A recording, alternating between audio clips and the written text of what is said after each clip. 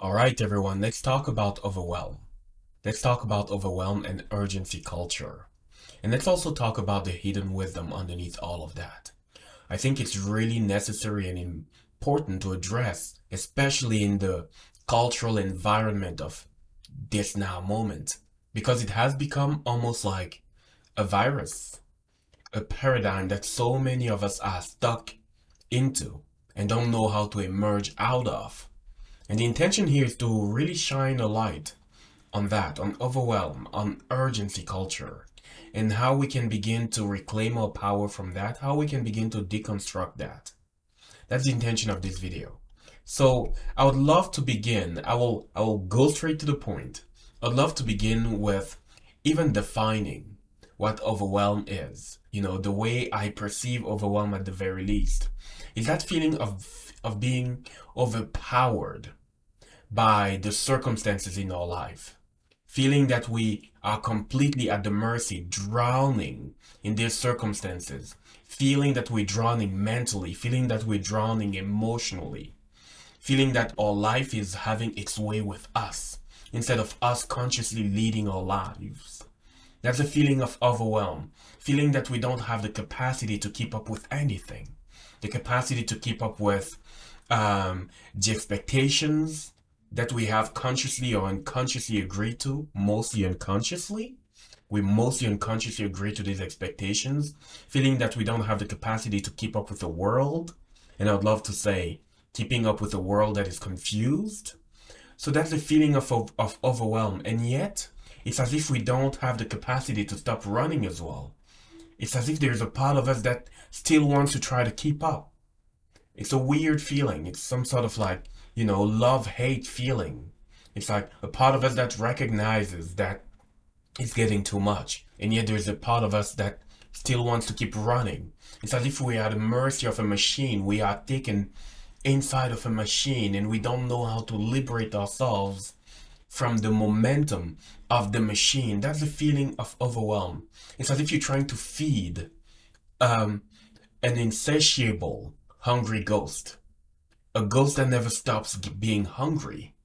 That's a feeling of overwhelm, feeling under too much pressure, feeling as if we don't have what it takes to meet the expectations of the world around us, the expectations that we put upon ourselves as well. So that's a feeling of overwhelm. And it shows up for people in different ways. And we live in a culture that is supporting that. We live in a culture that is encouraging that. We live in this kind of urgency culture, and it has become a collective shadow. It's a culture that doesn't know how to be still. I don't know if you've paid attention to that. And it's really contagious as a way of being. Where people don't know how to be still. A culture that has put overachieving on a pedestal. It's like for many people, they only find self-esteem. The only places where they find their self-esteem is around the things that they are doing, is about how much they are performing. With people find safety in overactivity, in overgiving, overdoing. These are the only places where people happen to find safety, especially people that are entrapped in this culture of urgency. What I would like to say here is almost a culture that has no respect for stillness. And that's a question that I have for you. What is your relationship with stillness? How much do you value stillness? Is it something that you respect?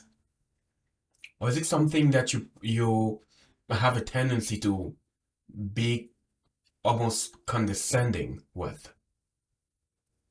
Because this culture of urgency doesn't value stillness. It does not. Overwhelm is intimately also related to scarcity.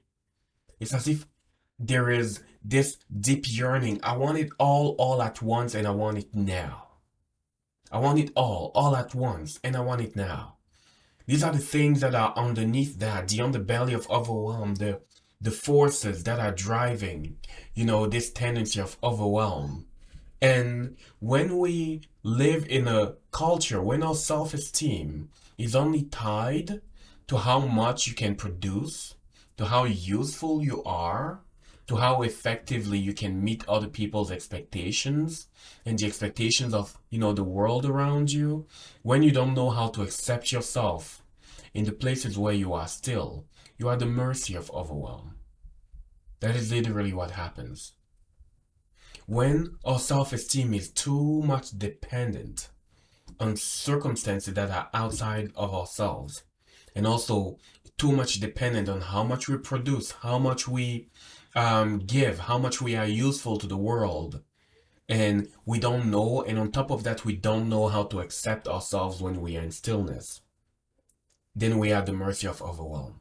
So that's the baseline foundation that I would love to set here. And here's something about overwhelm that's very interesting. Overwhelm is a symptom of something. It's symptomatic.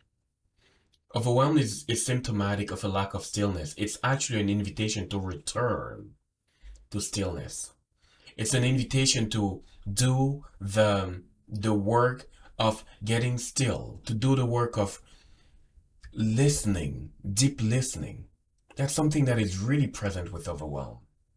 Because with that urgency culture, almost everything becomes performative.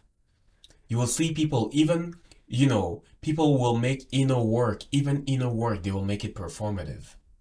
The culture of overwhelm will make performative. The urgency culture and overwhelm culture, I'm going to call it this way, will make even self-care performative. It will make even inner work performative. Even spirituality will make spirituality performative. It is infused with a lot of comparison. We assess our self-esteem based on how much we are doing compared to the external world. So that's the seed in there. And that is what needs transmuting. That is the paradigm that we need to get out of. But these are seeds that I would love to plant here. And one thing that is a consequence of that culture is we feel disconnected from our soul. We feel disconnected from our soul. We feel disconnected from our capacity to regenerate, to rejuvenate our energy. And usually what we do is we only rejuvenate just enough so that we can start, we can go back at it. We only rejuvenate just enough so that we can start running again. Just so that we can start chasing again. Just so that we can start, I want to use the word, maybe even hustling hard again. So it's symptomatic of a disconnect from our own rhythm, from our own seasons, from the earth herself, from the rhythm of nature, and we are not separate from nature. Overwhelm is actually an invitation to go back there. It's like we regenerate just enough to function and to run again, but not really to thrive. It's as if we are unable to tap into our own guidance. It's like we are so much into, drowning mentally and emotionally. We are in there so much that our intuition, our guidance, we can't hear it any longer. That's what I would love to share here about this. These are the consequences of living in that paradigm. Consciously, continuously chasing and running. And from that place, what we create doesn't really have any potency. It's as if we bring to the world almost empty creations. We bring to the world things that do not really have any potency. We focus so much on broadness instead of depth. Width instead of depth. That is what that overwhelm and urgency culture create within us. And our creative power is not really potent. So here's an invitation. Before this invitation, I'm going to share with you a metaphor. Imagine that you are in the ocean and you don't know how to swim. Just imagine you're in the ocean. For some reason, you landed in the ocean and you can't swim. When you start being really agitated and you start battling against, not really knowing what you're doing, battling against water, usually what happens is you may start to sink. You may start to take in water. You may start to drown. And also you are tiring yourself. You're getting extremely tired as you do that, battling all the elements. But there's something that happens as you start getting still. And as you start surrendering again. as you start allowing yourself to be held by the waters, you find within yourself that your body knows how to float. Your body knows how to emerge. Your body knows how to be on the surface. And now you can begin to even regroup your energy and now lead with intention. Choose your next move. Maybe begin to paddle a little bit with your hands, something like that. That is a transmission of overwhelm. That is a big invitation behind overwhelm. It's like, can you actually slow down, says your higher self. Can you slow down? Can you listen? Can you be still? So that what you create can actually have more potency. So that you can actually create beautifully and elegantly according to the rhythm of your own seasons. So that what you bring to the world has much more elegance and, power to it. What you bring forth, what you allow yourself to channel through you has more potency. So that you are able to live from this place where you are no longer constantly depleted.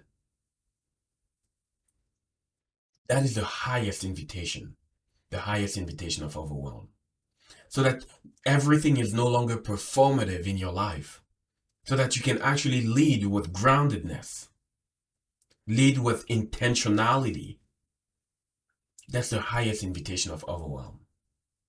And if this is something that you would love to really transmute, to go beyond, to unplug from the paradigm of urgency, so that you can tune into your core and lead your life from that place more elegantly, I invite you to join me this Saturday for a beautiful workshop around the alchemy of overwhelm. We are going to disrupt and dismantle the hidden forces that keep you from embodying stillness and spaciousness, but also to take action elegantly from intentionality, from groundedness. We're going to be releasing the hidden forces that cause you to, disregard your own guidance. Because overwhelm is also a form of self-abandonment. It's a form of self-abandonment because we completely ignore our own rhythms in order to plug into the rhythm of the world around us. If you're ready to reclaim the potency of your creative power, this masterclass will be for you. Thank you for being here. You will find the link in the description to join me for this masterclass. Thank you for being here. Thank you for watching. Please share with people who may resonate with it, and I will see you soon.